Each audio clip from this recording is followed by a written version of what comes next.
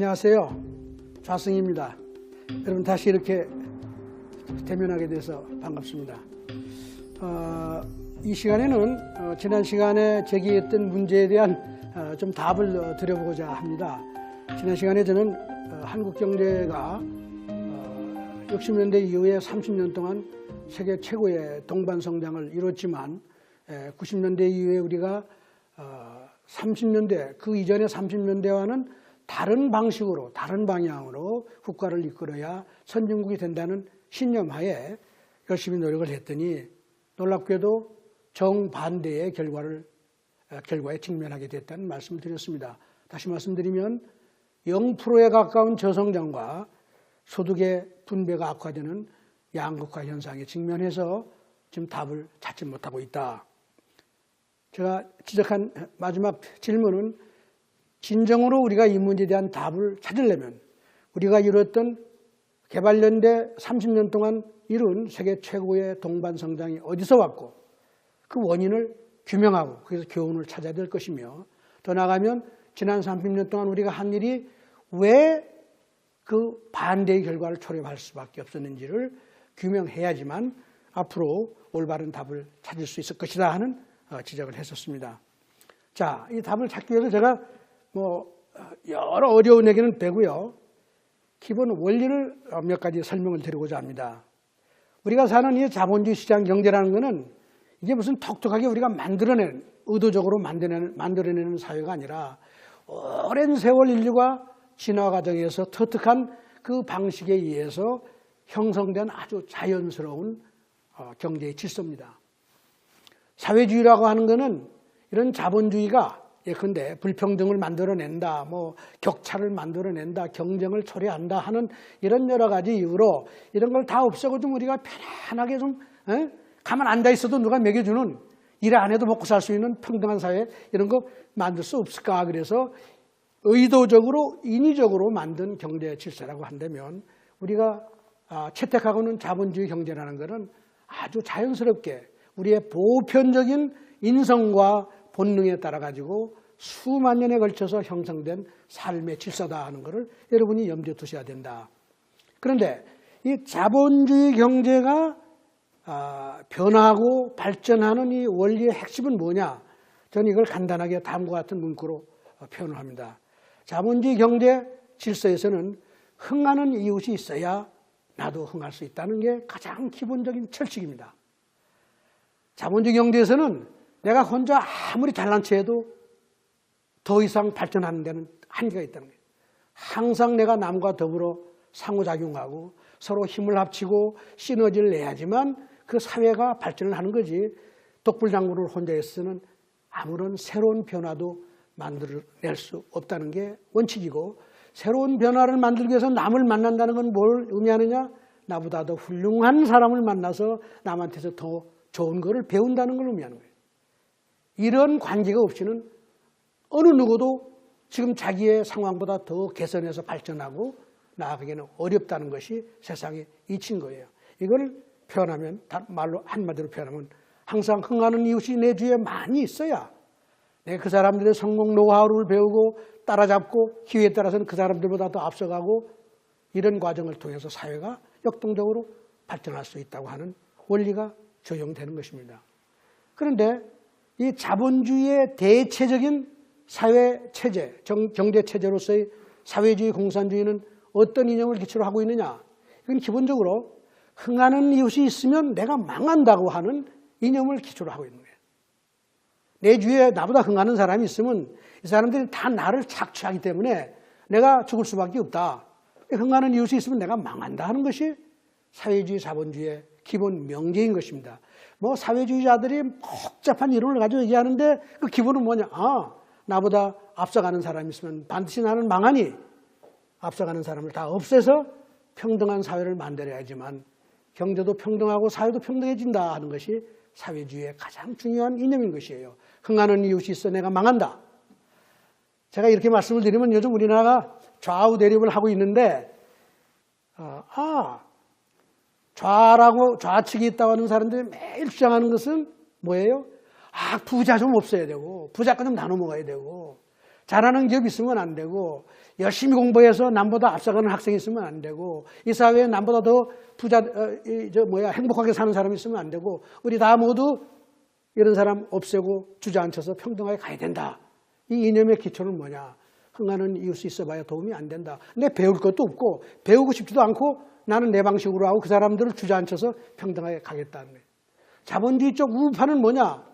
열심히 흥하는 사람이 많이 나오고 더 부자가 되는 사람이 나오고 기업이 더 발전하고 일자리가 더 많이 만들어지면서 뭐예요? 이게 시너지 효과를 통해 가지고 우리가 그 사람들한테 배우고 더 나가면 그 배우는 과정에서 캐치업, 남을 따라잡고 이 과정에서 모두가 동기가 부여돼서 열심히 노력하는 과정에서 경제가 발전하고 사회가 발전한다. 이런 게 흥하는 이웃이 있음으로써 내가 그 사람들의 어깨 위에 올라가서 여러분 더 먼 세상을 볼 수 있다는 게 자본주의 경제 발전의 기본 원리인 거예요.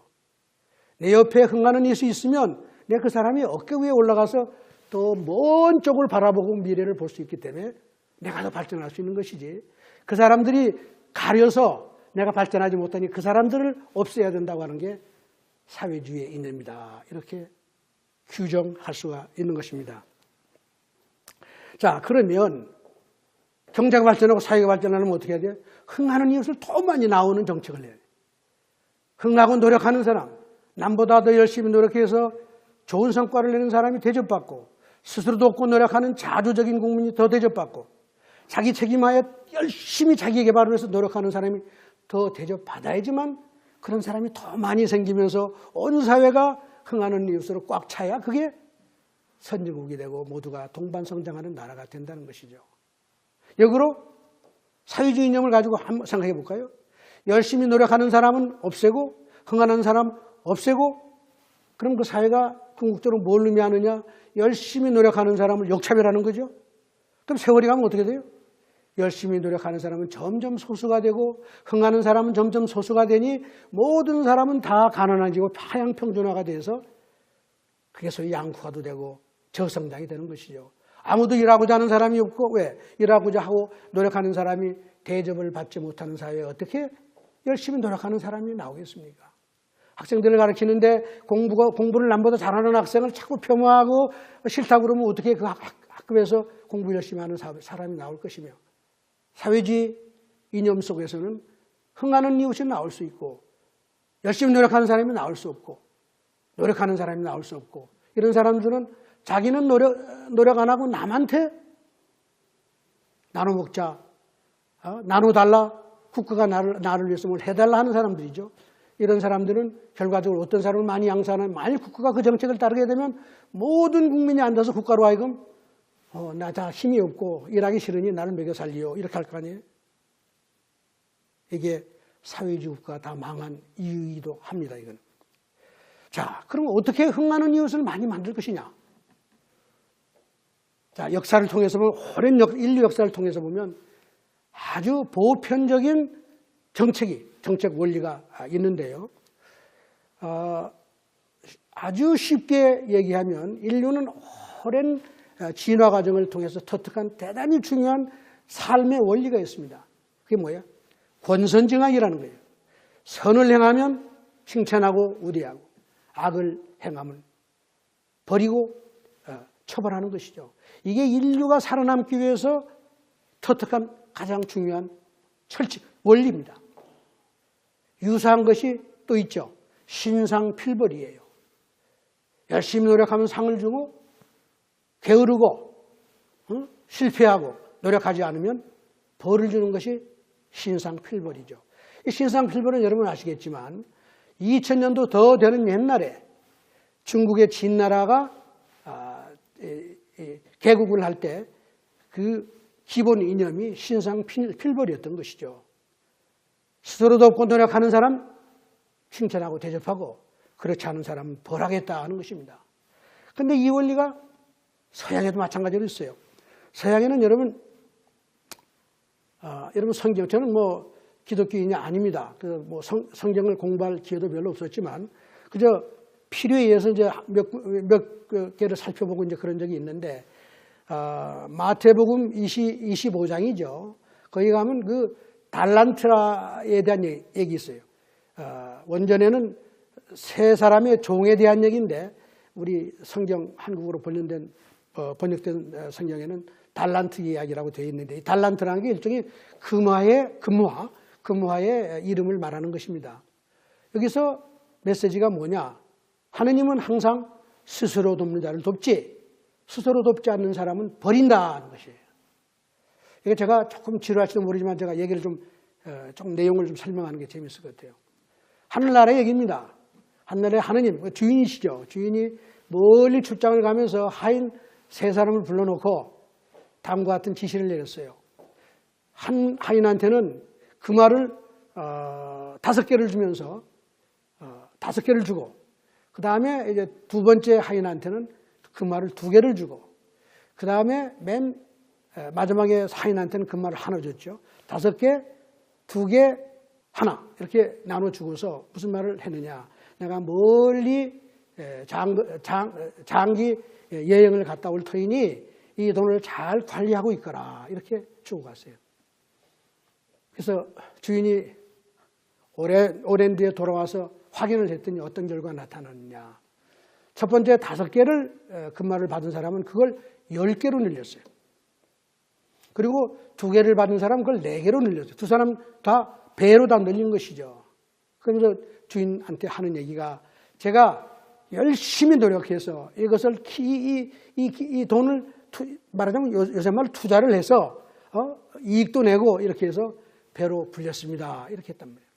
그 셋째 하인은 와서 금화 한 입을 가지고 온 거죠. 달란트 하나를 들고 와서 주인님 저는 이 돈을 받을 때 이 돈을 땅에 묻어서 아무도 훔쳐가지 못하게 잘 관리해서 지금 하나를 가져다 드립니다. 그리고 하나를 들고 왔단 말이에요. 이게 주인이 뭐라고 그러셨는지 아시죠? 뭐 제가 감이 있죠. 이제 5개를 10개로 늘리고 2개를 4개로 늘린 하인한테는 훌륭했다. 칭찬을 하는 거예요. 정말 노력을 냈고 훌륭했다. 그리고 맨 마지막에 1달란트를 그냥 들고 온 하인한테는 야단을 칩니다. 어떻게 돈을 받고서 그냥 그렇게 땅속에 묻어놓을 수가 있느냐. 돈을 받았으면 이자도 내야 되고 그걸 불려서 흥하게 만들어야지 어떻게 너는 그것밖에 못하느냐 이러면서 그 주인이 한 말이 뭐예요? 그 하나밖에 더 늘리지 못한 하인의 돈을 그걸 빼앗아라. 그리고 그 돈을 잘 불린 앞에 하인한테 줬어요. 그리고 그 마지막 하인을 쫓아냈다는 겁니다. 여러분 이게 너무 놀랍지 않아요? 하느님은 항상 스스로 돕는 자를 돕는다는 것이죠. 이게 뭘 의미하느냐? 세상은 말이에요. 항상 열심히 노력하는 사람을 대접하고 그렇지 않은 사람은 벌을 하겠다고 함으로써 어떤 결과를 가져오느냐? 모든 사람을 다 열심히 하는 사람으로 만들 수 있다는 아주 중요한 시사점이 있는 거예요. 하느님은 스스로 돕는 자를 앞세움으로써 다른 모두를 동기부여를 해서 다 열심히 노력하는 사람을 만들 수 있다는 거예요. 만일 이걸 거꾸로 한다면 어떤 결과가 오느냐? 아까 제가 8개 달란트를 제가 가지고 나눠준 게 5, 2, 하나로 나눠졌는데 그 결과를 합치면 어떻게 돼요? 이제 15개가 됐잖아요. 5개 받은 사람이 10개, 2개 받은 사람이 4개를 만들었고 맨 마지막에 하인이 하나 또 풀리질 못했으니 15개의 달란트가 만들어졌는데 만일 하느님이 이때 그래 다 수고했다. 다 수고했다. 근데 5개를 10개로 만든 하인, 2개를 4개로 만든 하인한테 야 너희들은 뭐 그렇게 열심히 돈을 벌고 혼자 잘 살려고 했냐? 자 그러지 말고 15개 달란트를 공평하게 나눠서 세 사람한테 5개씩 나눠서 하느님이 주면서 하인들한테 다 열심히 살거라 그냥 행복하게 살거라 이렇게 했다고 한번 가정을 해보십시다. 어떤 결과가 왔을 거예요? 여러분 결과는 뻔하지 않아요? 이게 바로 동양의 신성 필발과 똑같은 이치예요. 열심히 노력하는 사람한테 더 대접을 해라. 이거를 서양에서는 다른 말로 뭐라고 하느냐? 정의의 율법이래요. 정의의 율법. 이건 정의라는 거예요. 열심히 노력한 사람이 더 대접을 받고 그렇지 않은 사람이 벌을 받는 것이 정의고 이거를 실천하는 것이 하느님의 율법이다. 이런 얘기예요. 제가 왜 이 얘기를 장황하게 하느냐 하면은 이게 오늘날 우리가 사는 세상의 시장이라고 하는 이 세상의 시장경제라고 하는 세상에서 일어나고 있는 매일 일어나고 있는 엄정한 현실이기 때문에 제가 드리는 말씀이에요. 여러분들 시장 가서 하는 일이 제일 먼저 뭐예요? 마켓. 여러분들이 가장 좋아하는 물건을 사지요. 그건 다른 말로 뭐 하는 거예요? 선택하는 거예요. 선택하고 나머지 버리는 거예요. 훌륭한 기업을 선택해서 여러분의 돈을 몰아주고 그렇지 않은 기업은 선택하지 않는 것이죠. 그 결과가 어떻게 돼요? 열심히 노력하는 기업한테 더 많은 부가 쌓이고 그렇지 않은 기업은 도태되는 거죠. 근데 다 도태됩니까? 그 도태될 위험에 있는 기업이 분발하면 그게 더 큰 기업이 될 수도 있는 것이죠. 그러니까 여러분들이 다 시장에서 하는 게 뭐냐? 하느님의 역할을 한다 이거예요. 선택하고 선택하는데 성과, 그러니까 제품의 상품의 질과 값을 다 따져가지고 훌륭한 기업의 제품만을 선택하는 게 소비자이기 때문에 소비자는 한마디로 말하면 하느님과 똑같다 이런 얘기예요. 그럼 소비자만 그래요? 시장에는 많은 경제 주체가 있는데 그중에 하나, 예를 들면 은행. 그 은행은 어떻게 해야 돼요? 은행이야말로 하느님의 역할을 잘해야 돼요. 은행이 은행으로서 성공하려면 아무한테나 돈을 빌려주면 안 되죠. 돈을 빌려가서 가장 돈을 잘 불릴 수 있는 사람한테만 돈을 빌려줘야지 그게 은행이 성공하고 경제가 성공하고 모두가 성공하는 거지. 그래야 또 이자를 또 예금자한테도 줄 수 있는 거 아니에요? 모든 사람이 행복해지려면 어떻게 해야 되느냐? 은행은 엄정하게 선택하고 차별해야지만 되는 거예요. 가난하다고 다 나눠주면 즉시는 다 좋아 보이지만 은행도 망하고 다 망하는 거예요. 은행이 열심히 노력하는 성공하는 개인과 기업을 구별하지 못하고 잘못 돈을 대출하면 다 망하는데 그래서 우리가 피해를 보는 가장 힘든 그 소위 말하자면 경험이 뭐예요? 외환위기라는 게 바로 그래서 온 거예요. 왜? 외환위기 때 가장 큰 문제는 그 당시에 대한민국 은행들은 눈이 다 봉사가 돼가지고 망할 기업, 흥할 기업도 가리지 못하고 잘하는 기업, 못하는 기업도 가리지 못하고 그저 돈을 빌려줬다가 다 망한 거 아니에요. 은행이야말로 제2의 하느님인 거예요. 그뿐이에요. 주식시장, 주식시장. 주식시장에서 여러분이 하는 게 뭐예요? 잘하는 기업 주식 살라고 그러지 못하는 기업 주식 살라고 그래요. 열심히 골라내고자 하는 게 잘하는 기업이 어느 기업인고 그 주식을 찾으려고 그런 거 아니에요. 물론 그게 100% 맞을 수가 없으니 주식해서 돈 버는 사람은 없지만은 원리는 무엇이냐. 항상 성공하는 주식 기업을 선택해야지만 주식이 성공하는 것이고 모든 투자자가 그 역할을 함으로써 그 주식시장에는 훌륭한 기업만 들어오게 만드는 것이지요. 자, 여러분들 기업을 한다 그러면 기업은 어떻게 해요? 아무나 사람 뽑나요? 선생님들의, 교수들의, 아니면 스승의 이력, 추천서 다 받고 뭐 다 별거 다 하죠. 그뿐이야. 성적 보고. 기업이라는 거는 끝없이 개별 소위 말하자면 잠재적인 근로자들을 평가를 해가지고 최고의 인재만 뽑으려고 그런 거 아니에요. 대한민국 인류 기업이 잘 되는 이유는 뭐예요? 그 많은 대한민국 사람 중에서 최고 1위만 뽑았기 때문에 인류 기업이 된 것이죠. 기업은 그래서 근로자들한테는 하느님인 것이에요. 자, 그럼 젊은 학생, 대졸자들, 아니 우리 개인들, 우리는 그냥 하느님이 아닌 거예요. 시장에서 선택을 잘할 뿐만 아니라 기업을 아무 기업이나 가려고 그래요. 다 좋은 기업을 가려고 그러잖아요. 그게 선택하는 거예요. 하느님 역할을 하는 것이지. 물론 그래 좋은 기업에 가면 자기도 성공할 수 있으니까 물론 그렇지만 결과적으로 과정은 하느님처럼 훌륭한 기업을 선택하는 거예요. 그래서 오늘날 뭐 대한민국에 이제 젊은 사람들이 일자리가 없다고 그러니까 국가에서 뭐 아이고 중소기업 좀 가라. 중소기업은 지금 사람을 구하지도 못하지 않냐. 아무리 얘기하면 안 가는 거예요. 왜? 중소기업을 가면은 희망이 있어야 될 거 아니에요. 대한민국의 지난 30년 역사를 통해서 제가 지난 시간에 잠깐 보여드렸지만 중소기업이 대기업으로 성장하는 역사가 아니었다는 말이에요. 개발연대 60년대에서부터 80년대 말까지는 기업이 꾸준히 성장하고 지속적으로 중소기업에 들어가서 노력만 하면 대기업이 되더라 이런 얘기예요, 여러분. 근데 왜 중소기업과 대기업을 가리겠어요?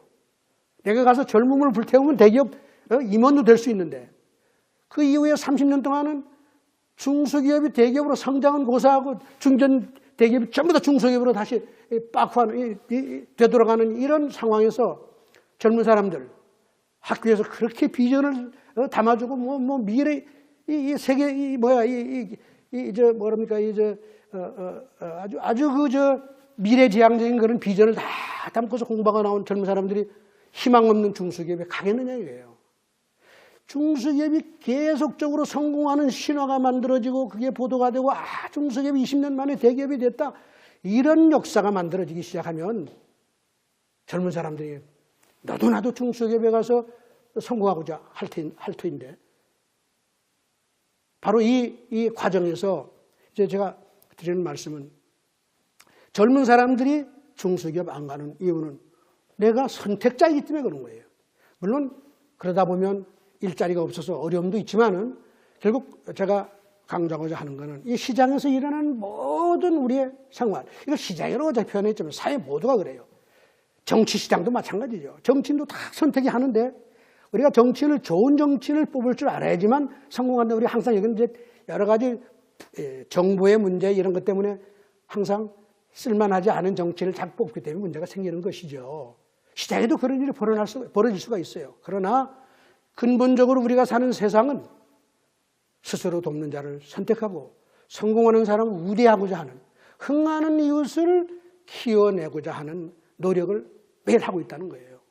그리고 이게 사회의 발전을 가져오는 겁니다. 그러니까 여러분 재밌는 게 여러분 정치인들 보세요. 요즘 보면 여야가 좀 다르긴 합니다만은 전부 다 하는 얘기가 뭐예요? 대기업이 문제다. 뭐 재벌이 문제다. 난 중소기업을 사랑한다 그러죠. 근데 그 사람이 돌아서면 뭐라고 그래요? 무슨 짓을 해요? 중소기업 물건 사지 않습니다. 전부 다 대기업 물건 사지. 젊은 사람들도 공부할 때는 막 중소기업이 나라의 기본이고 뭐 어쩌고 저쩌고 하지만 졸업할 때는 나 다 대기업 갈래.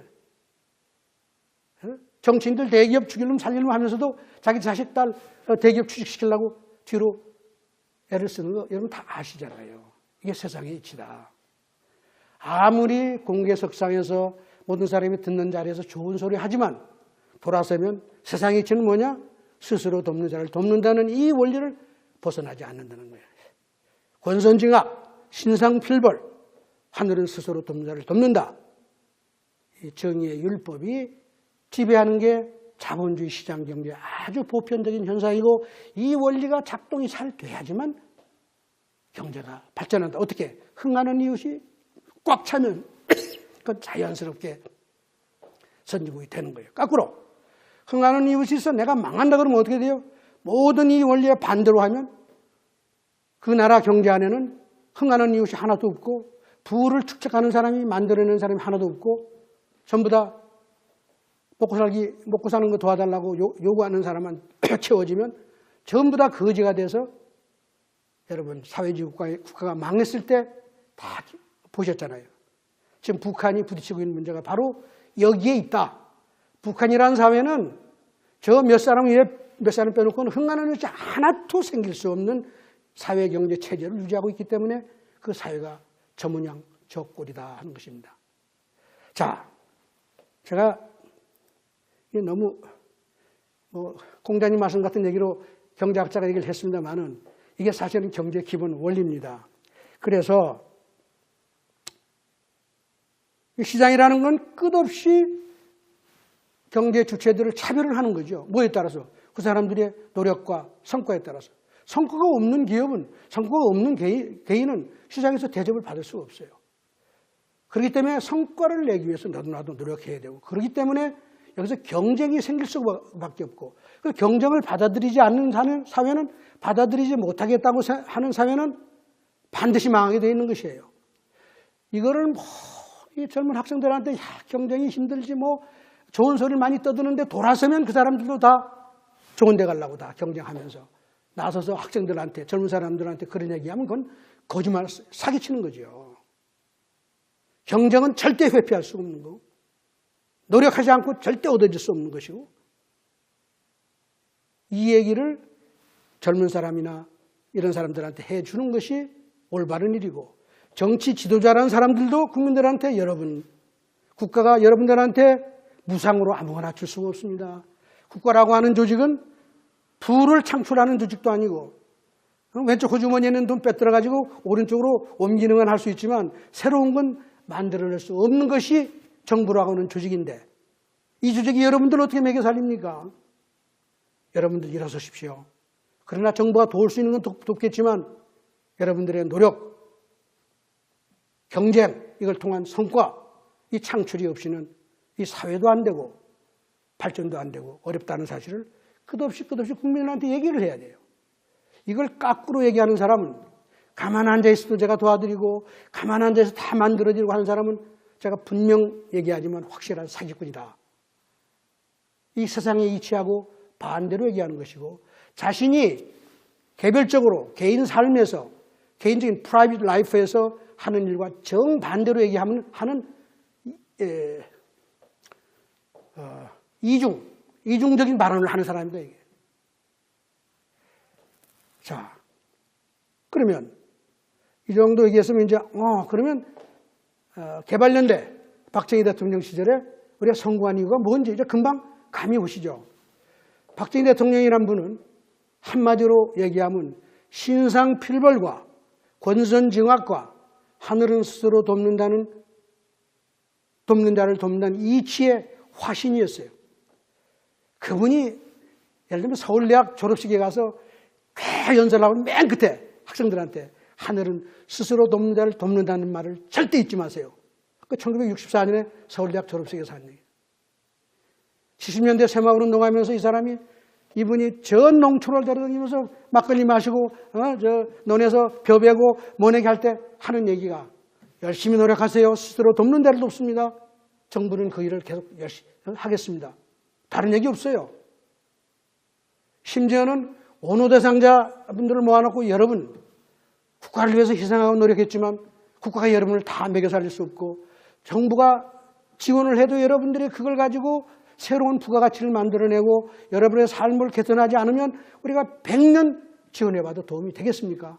여러분들 일어서십시오.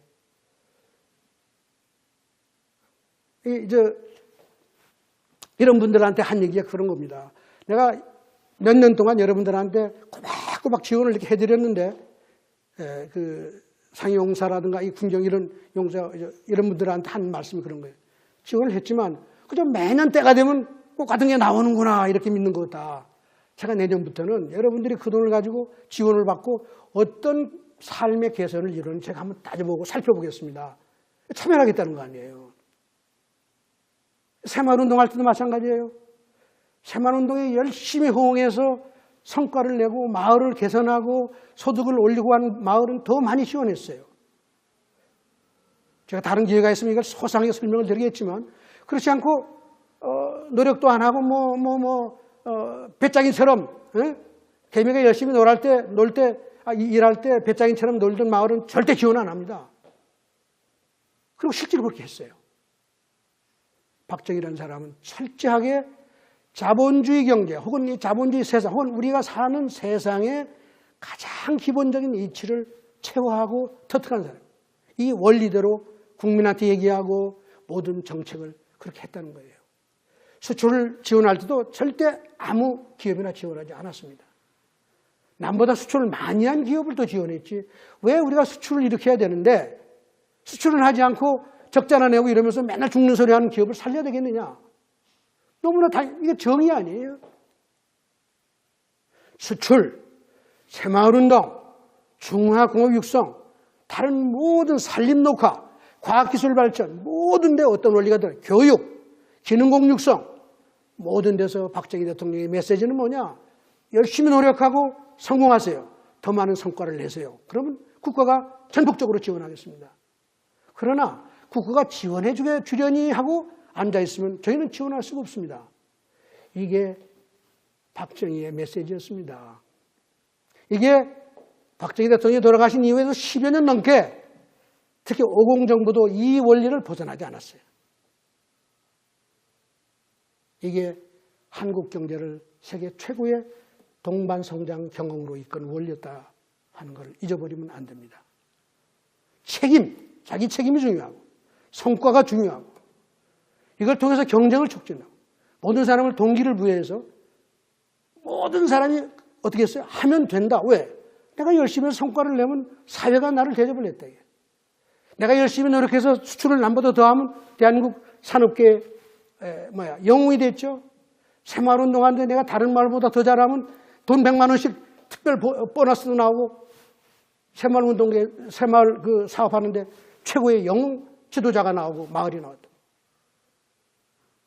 이게 여러분 20년 동안 가니까 어떻게 돼요? 대한민국 국민들이 내가 열심히 하고 성과를 내면 아무도 나를 무시 못해. 그래서 하면 된다는 정신도 만들어지고 모든 국민이 역동적으로 자기 발전을 위해서 노력하고 그걸 통해서 동반성장이 된 거예요.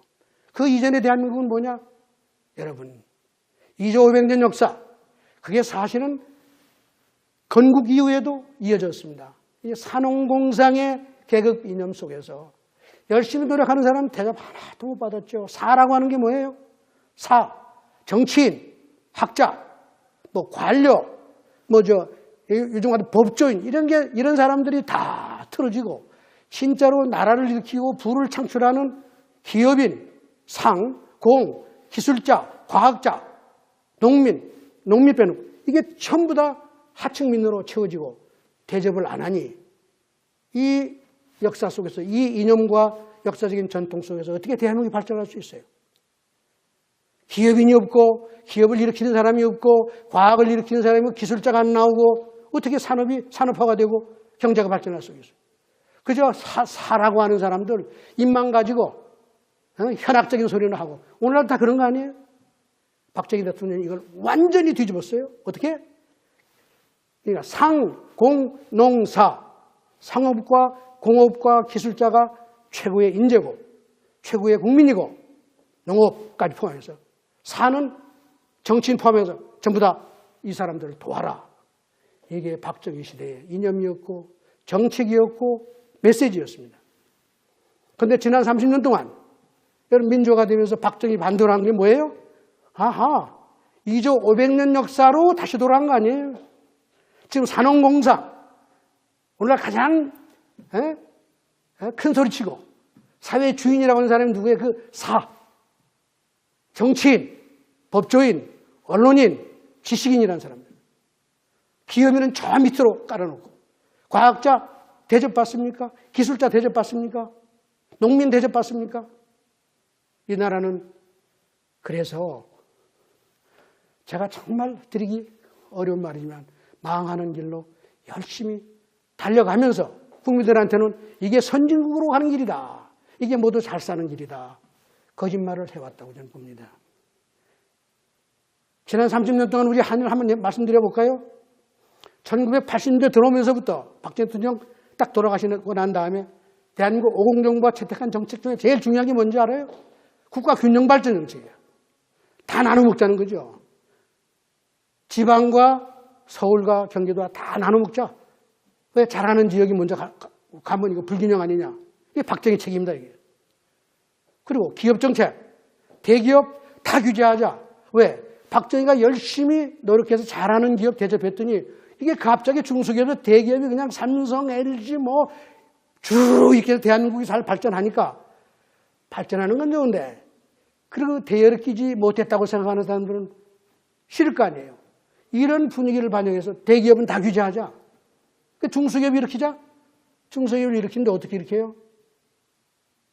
개발연대 박정희 대통령 시절에 어떻게 했어요? 잘하는 중소기업이 대접을 받았는데 요즘은 잘하는 중소기업 대접 못 받아요. 왜? 꼭 같이 대접하니까. 정부가 지원하는 방식이 뭔지 아세요?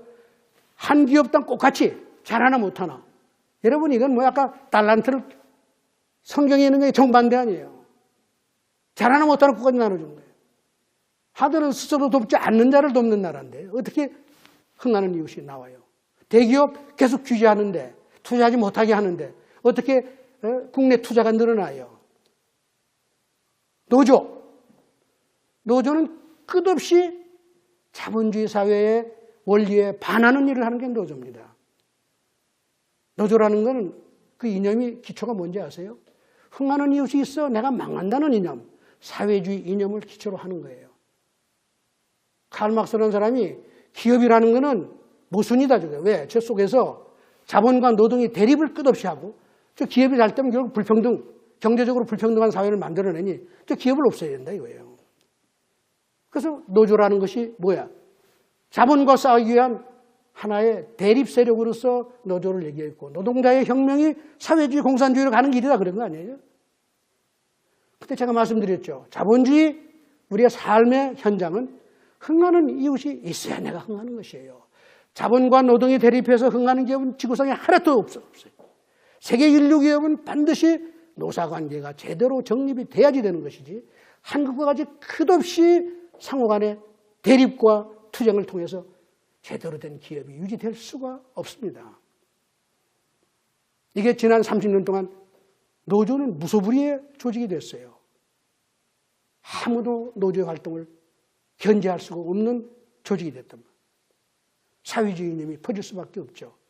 흥하는 이웃이 누구의 노조한테는 바로 저 누구의 무슨 기업의 총수고 다 그렇게 보는 거죠. 사실은 자본주의식 이념으로 보면 다 그 사람과 더불어서 살아서 다 잘 먹고 사는데 이쪽 이념으로 보면 그건 청산의 대상이죠. 흥하는 이웃이 없어야 내가 다 할 수 있다. 그 흥하는 이웃이 없으면 기업은 존재하지 못하는 거죠. 다 자신의 묘혈을 파고 있는 것입니다. 노조 문제. 그래서 이건 제 말씀이 아니에요. 80년대 지나서 90년대 이후에 대한민국의 노조를 전 세계 경제학계는 지구상에서 가장 전투적인 노조다. 이렇게 표현을 하고 있지요. 자, 제가 간단하게 더 나가면요. 평준화 교육이라는 게 뭐예요?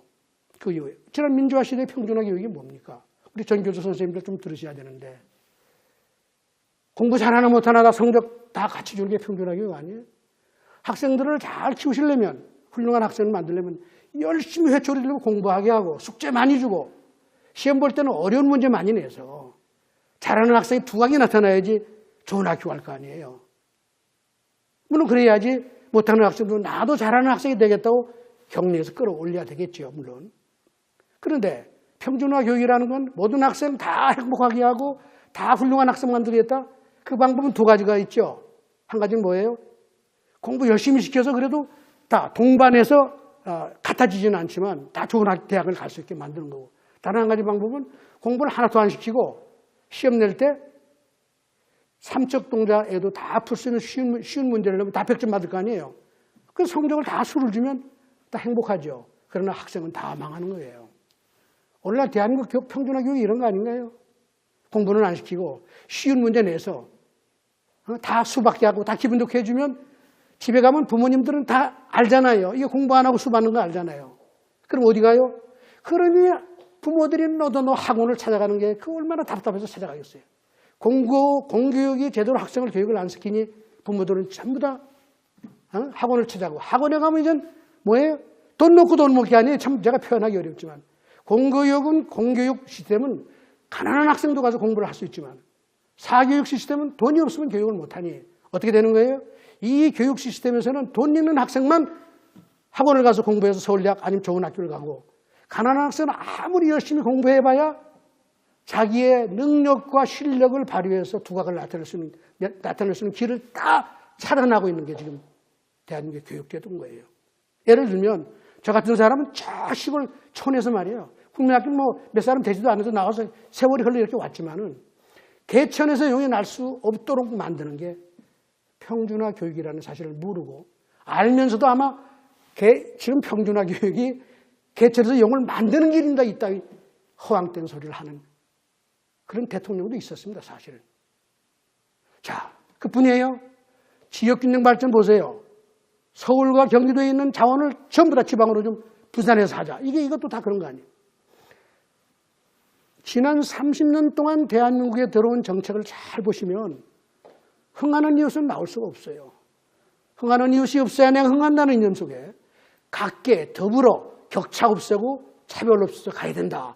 차별을 하면 안 되죠. 물론 그러나 잘하는 사람과 못하는 사람을 구별하는 것은 너무나 해야 될 것이고 그게 사회 정의죠. 근데 그래서 반대로 하는 게 정의다 이렇게 하는 거예요. 열심히 노력하지 않고 실패하는 사람을 우대하는 것이 사회정의다. 실패하는 사람을 대접하고 실패하는 사람을 일어서게 도와주는 건 필요한 일이지만 그런 사람을 대접하겠다고 그러면 사회는 전부 다 실패하는 사람으로 가득 차지요. 이게 오늘날 대한민국의 현실이다. 저는 요즘 많은 요즘 사회적으로 뭐 데모도 하고 막 그러는데 이 사람들이 떠든 얘기를 잘 보면요. 모든 일을 정부가 다 해달라는 거예요. 나는 실패했다. 실패한 거는 내 탓이 아니라 흥하는 놈 때문이다. 이 저놈들 좀 없애주고 내 좀 먹여 살려라. 이거 아니에요? 이건 사회주의 하자는 얘기가 다를 게 뭐 없다 이 말이에요. 이념적으로. 흥하는 이웃이 있어 내가 망한다는 소리를 지난 30년 동안 끝없이 정치인들이 증폭시키고 국민들한테 여러분 흥하는 이웃이 있으면 여러분 망하는 거예요. 제가 다 없애드릴게. 지금 그러고 있는 거 아닌가요? 잘 들어보세요. 자, 저는 이제 여러분들이 왜 우리가 지금 오늘날 2%대의 저성장과 양극화에 직면했는지 그 이유를 아리라고 생각합니다. 그리고 왜 그럼 우리가 개발연대 박정희 대통령이 뭐 정치적으로 문제가 있다 뭐하다 욕을 먹지만 그분이 20년 동안 이끌어온 대한민국의 역사가 보였는지 여러분 이제 구별할 수 있으라고 봅니다. 열심히 노력하고 남보다 앞서고자 애를 쓰는 사람이 대접을 받아야 되고 흥하는 이웃이 나올 수 있도록 사회가 독려하고 북돋아야 되고 이 과정이 다시 재현되지 않으면 이런 정책이 다시 등장하고 실현되지 않으면 대한민국 경제 역동성을 살려내기는 전 가능성이 전혀 없다고 봅니다. 꽃 같은 논리에 따라서 전 세계가 지금 어떤 방향으로 가고 있느냐. 전 세계의 인류가 어떻게 바뀌었느냐. 노력은 안 하고 희생은 안 하고 내가 성공할 수 있다는 생각을 가진 아주 특이한 인간으로 다 바뀌고 있어요. 이념적으로. 지난 60년 동안 사회주의 이념이 자본주의에 들어오면서 사회민주주의, 수정자본주의가 되면서 모든 정치 지도자들이 하는 소리가 뭐냐. 열심히 노력 안 해도 다 살 수 있습니다 하는 얘기를 끝없이 지난 60년 동안 하니까 전 세계 인류가 좀 더 사람들이 다 진화 과정을 통해서 바뀌는 거예요. 이념적으로. 열심히 하려고 다 먹여 살리는구만. 노력 안 해도 되는구만. 이게 전 세계가 지금 저성장 양극화에 부딪힌 원인입니다. 한국과 똑같아요. 이거를 막아내려면 어떻게 되느냐.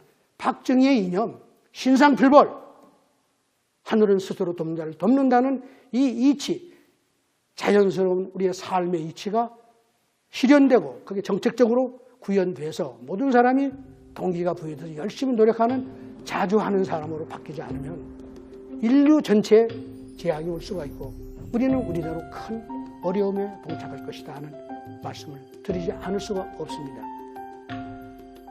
여러분 경청해 주셔서 감사합니다. 좋은 말씀 못 드려서 죄송합니다. 밝은 얘기 못 드려서 죄송합니다. 감사합니다.